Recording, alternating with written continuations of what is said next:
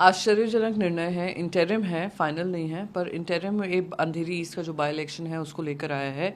पर सरप्राइजिंग इसलिए है, आश्चर्यजनक इसलिए है कि कहीं भी दोनों पक्ष के कैंडिडेट्स नहीं थे, हमारे ही पक्ष के कैंडिडेट थे, तो कॉन्फ्लिक्ट था ही नहीं। हड़बड़ी में ये निर्णय लिया गया है। और आप इलेक्शन कमीशन का इतिहास देख लीजिए, पोल सिंबल फ्रीज हो जाता है, पार्टी सिंबल फ्रीज हो जाता है डिस्प्यूट के चलते, पर पार्टी का नाम ही आप फ्रीज कर देंगे, ये पहली बार सुना है मैंने।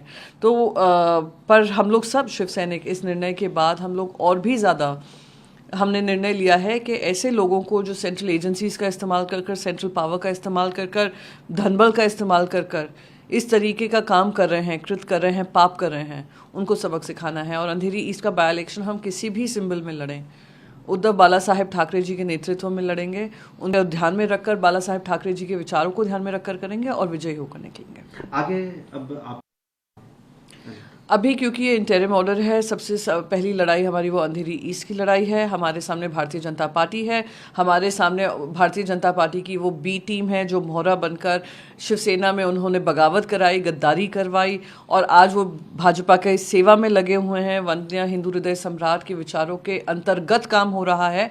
उन सबको सबक सिखाने के लिए शिव सैनिक प्राथमिकता दे रहा है।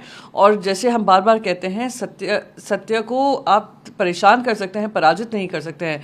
तो ये लड़ाई बड़ी है, हम वो लड़ाई लड़ने को तैयार हैं। और इलेक्शन कमीशन हो, सुप्रीम कोर्ट हो, हमें पूरा यकीन है कि सत्य हमारे साथ है और जनता का विश्वास हमारे साथ है और पार्टी काडर का जो सपोर्ट है वो साहब के लिए पूरा ही पूरा लगा हुआ है। आगे जा रही है अपने सिंबल वो मंडे तक का उन्होंने समय दिया है, कल तक का समय है।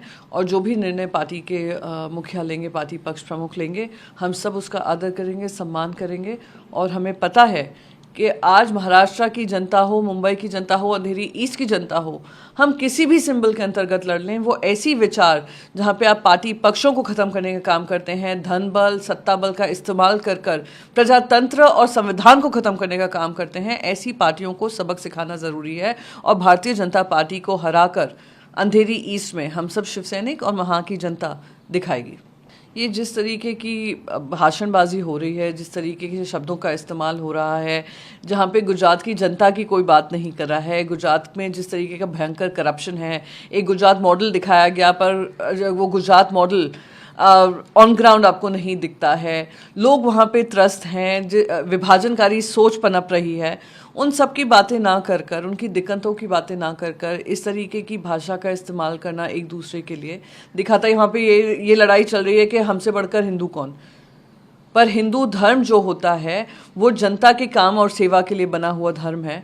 आप उनके बारे में तो बात ही नहीं कर रहे हैं। ये जो भी बात कही जा रही है, कहा सुनी हो रही है, वो मैं मानती हूँ कि जनता के बीच में जो दिक्कतें हैं, आप अर्थव्यवस्था को ले लीजिए, बेरोज़गारी को ले लीजिए, ये जो विभाजनकारी सोच हो रही है उसको ले लीजिए, युवा आक्रोश देख लीजिए, महिलाओं की जो सुरक्षा है उसको देख लीजिए, सारे पैमानों पे भाजपा सरकार विफल रही है।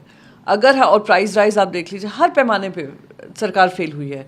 अगर हम उसको ध्यान में रखकर, जनता की आवाज़ बनकर, रादर देन तू तू मैं में लगकर अगर हम उनकी बात रखेंगे तो मैं मानती हूँ कि ज़्यादा एक मोमेंटम बनेगा।